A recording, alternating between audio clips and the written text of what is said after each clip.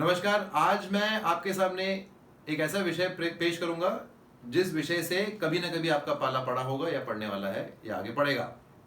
Cheque bouncing. ये कई देशों में होता ही नहीं है। अगर किसी ने किसी को चेक प्रदान किया है तो यह माना जाता है कि वो चेक बिल्कुल क्लियर होगा। यहां तक कि मिडिल ईस्ट जैसे कंट्रीज में भी, जहां पे न्याय की व्यवस्था हमसे थोड़ी अलग है, वहां पे भी चेक बाउंसिंग बहुत ही सीरियस ऑफेंस माना जाता है।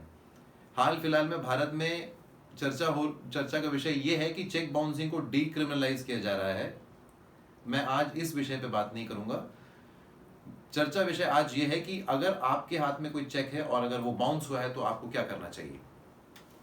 सबसे पहली बात आपको ध्यान में यह रखना है कि आपके कानून या न्याय के द्वारा दिए गए अधिकार की सुरक्षा करने की जिम्मेदारी आपके ऊपर है। आपको बचाने कोई आने वाला नहीं है। अगर आपका कोई चेक बाउंस हुआ है, यदि किसी ने आपको चेक दिया और वो बाउंस हुआ है, तो इसकी सबसे पहली जिम्मेदारी आप पे है कि आप पहला कदम उठाएं। तो इस विषय में कुछ ऐसी चीजें जो आपके काम आएंगी। पहली बात ये, चेक की कालावधि अभी 3 महीने है। रिजर्व बैंक ऑफ इंडिया के एक सर्कुलर के तहत पहले 6 महीने की जो कालावधि थी उसको घटा के अभी 3 महीने तक की गई है। इसका अर्थ यह है, आपके हाथ अगर कोई चेक लगा है तो उस चेक पे जो डेट है, उस डेट से 3 महीने तक का ही आपके पास वक्त है उसे डिपॉजिट करने का। चेक पे अगर डेट लग गया है तो चेक पे अगर डेट लगा है 1 मार्च या 1 अप्रैल या 1 अक्टूबर या 25 अक्टूबर, सीधा 3 महीने गिन लीजिए उस डेट से। और उस डेट के अंदर अंदर आपने अगर चेक डिपॉजिट नहीं किया तो ये मान लीजिए कि आपके पास चेक था ही नहीं। उसके बाद आप डिपॉजिट कर नहीं सकते और उसके बाद पहली बात उसे एक्सेप्ट नहीं किया जाएगा, बाउंस होने की बात दूर। तो 3 महीने के अंदर आपको चेक डिपॉजिट करना है। अब कुछ ऐसी बातें जो आप स्वयं कर सकते हैं बिना किसी वकील के हेल्प के, बिना किसी वकील के पास जाए, खुद ब खुद आप बैठ के कुछ ऐसी चीजें कर सकते हैं जिससे आपके चेक के बाउंस होने के बाद जो कार्रवाई करनी पड़ती है उसमें आसानी होगी। सबसे पहली बात यह है, आपको एक नोटिस इश्यू करना है। इस नोटिस को इश्यू करने के लिए आपको किसी भी वकील के पास जाने की जरूरत नहीं है। इस नोटिस में कुछ भी ऐसे कानून के दाव पेच का जिक्र नहीं होता है जिसकी जरूरत आपको आगे चल के पड़ेगी। नोटिस में आपने सिर्फ इतना कहना है दैट दिस पर्टिकुलर चेक, जो चेक आपको दिया गया है वो बाउंस हुआ है। जब चेक बाउंस होता है तो आपको बैंक द्वारा एक संदेश दिया जाता है, उसे बैंक मेमो कहते हैं। बैंक मेमो में यह स्पष्ट रूप से लिखा जाता है कि आपका जो चेक आपने प्रदान किया वो बाउंस हुआ है और किस वजह से बाउंस हुआ है। कभी उसमें लिखा जाता है अकाउंट क्लोज्ड, आमतौर पे फंड्स इनसफिशिएंट, यानी फंड्स की कमी की वजह से चेक बाउंस होता है। पहले शुरुआत में ये माना जाता था कि फंड्स इनसफिशिएंट मात्र ऐसा कारण है जिसकी वजह से आप केस कर पाएंगे, लेकिन इसके बाद भारतवर्ष में ऐसा होने लगा, लोग अकाउंट बंद कर देते थे। तो बैंक मेमो में वजह के रूप में यह पाया जाता था अकाउंट क्लोज्ड। वजह जो भी हो, आपको नोटिस में 3 या 4 पॉइंट में सिर्फ ये संबोधित करना है कि ये चेक जो आपको दिया गया था ये किसी ट्रांजैक्शन के चलते दिया गया था, किसी कारणवश दिया गया था, जो कि एक लायबिलिटी है। ये ध्यान में रखें, उधार अगर आपने किसी से लिया है, उधार एज अ लोन, और वो चेक अगर बाउंस हुआ है तो उसमें कोई कानूनन जुर्म नहीं आता। अगर गिफ्ट, किसी ने आपको गिफ्ट देने का वादा किया और उस वादे से अगर मुकर गया तो उस पर भी केस इम्पॉसिबल है। चेक बाउंसिंग एक जुर्म तब बनता है जब उस व्यक्ति ने आपको किसी काम के सिलसिले में, किसी कारोबार के सिलसिले में, किसी लायबिलिटी के चलते ये चेक दिया है। राइट? सो फ्रेंडली लोन का चेक अगर बाउंस हो जाए तो आप कुछ नहीं कर सकते। जैसे कि मैंने आपको चेक दिया और आपने लोन मांगा था, मैंने वो चेक दिया, और अगर वो चेक बाउंस हो जाए तो कोई जुर्म नहीं बनता, क्योंकि मैंने अपना मन बदल दिया आपको लोन देने का। मैंने आपको गिफ्ट दिया या डोनेशन दिया और वो चेक अगर बाउंस हो गया तो ये मैं पूरी तरह से अधिकार रखता हूं कि मैं वो चेक बाउंस कराऊं, क्योंकि मैंने अपना मन बदल दिया है। लेकिन आपने मेरे लिए काम किया, या आपने मेरे लिए कुछ कॉन्ट्रैक्ट के चलते कुछ काम किया, या आप मेरे एम्प्लॉई हैं, या मैंने आपसे कुछ सामान खरीदा और उसके बदले मैंने आपको चेक दिया, और अगर वो बाउंस हुआ तो ये कानूनन जुर्म है। तो पहली बात, 3 महीने के अंदर चेक को डिपॉजिट करें। दूसरी बात, चेक जब बाउंस होता है तो आपका बैंक आपको बैंक मेमो देता है, उसको संभाल के रखें, और उस बैंक मेमो के आते से ही 30 दिन के अंदर आपको नोटिस जारी करना है। इन डेट्स को ध्यान में रखिएगा, क्योंकि अगर आप इस डेट्स का पालन नहीं करेंगे तो ये बिल्कुल जायज़ है और मुमकिन है, पॉसिबल है कि आपका केस लिया ही नहीं जाएगा। यदि चेक बाउंस होता है तो काफ़ी लोग नोटिस भेजते ही नहीं हैं, और इस नोटिस भेजने की कालावधि है, और वो कालावधि है 30 दिन। तो यदि आज 1 मार्च को बैंक ने आपको इत्तला किया कि चेक बाउंस हो गया है, तो आपके पास ज़्यादा से ज़्यादा 30 मार्च तक का वक्त है कि आप नोटिस जारी करें। नोटिस जारी करने के लिए वकील के पास जाने की आवश्यकता नहीं है।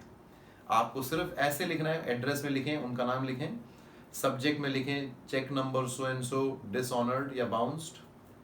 आम भाषा शैली यहाँ पे एक्सेप्टेबल है, कानून की भाषा शैली की जरूरत नहीं है। पॉइंट नंबर 1, आप लिखेंगे कि आपने ये चेक मुझे इस कारण से दिया था।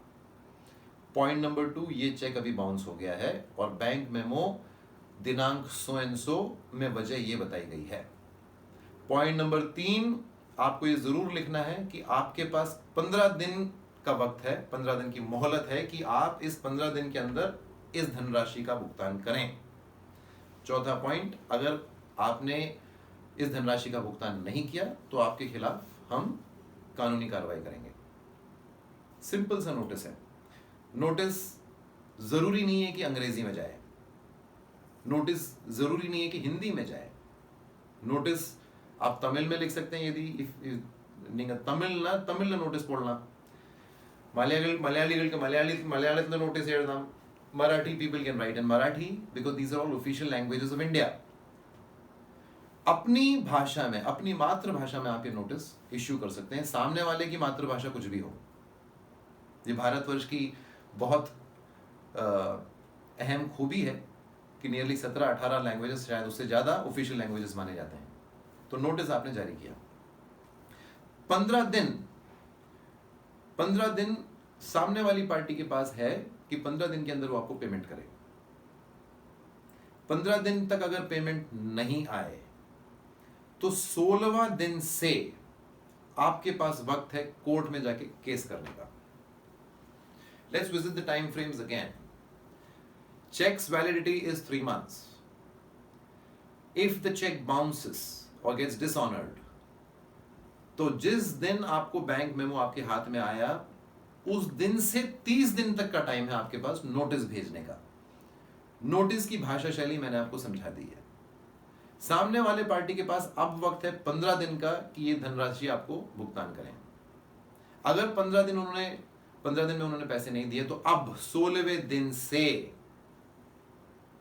30 दिन तक का जो समय है,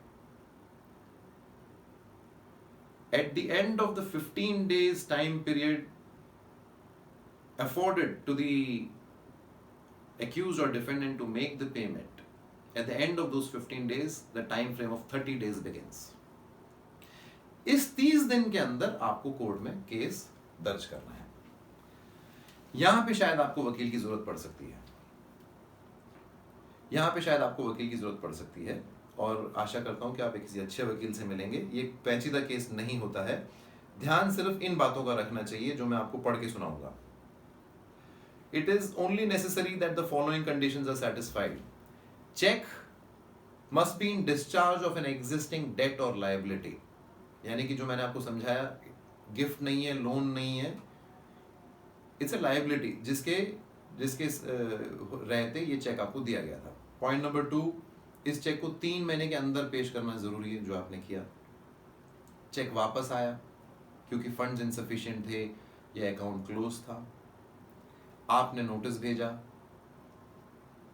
30 दिन के अंदर आपने नोटिस भेजा, उनको 15 दिन का समय दिया, 15 दिन में आपको पैसे वापस नहीं मिले तो केस जायज़ है। अगर ये सारे कंडीशंस अगर फुलफिल होते हैं तो आपको और कुछ चिंता करने की जरूरत नहीं है, आपका केस एक्सेप्ट किया जाएगा।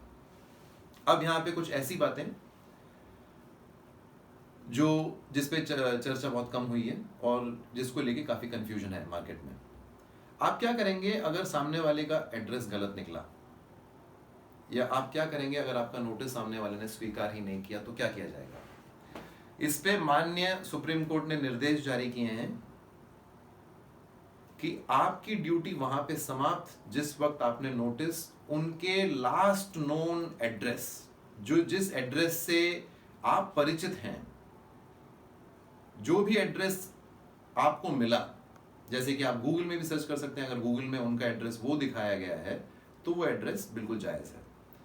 और अगर आपने नोटिस उस एड्रेस में भेज दिया तो अगर सामने वाली पार्टी ने लेने से मना किया, या एड्रेस गलत निकला, या एड्रेस पे वो अगर मौजूद नहीं है, इससे कोई फर्क नहीं पड़ता।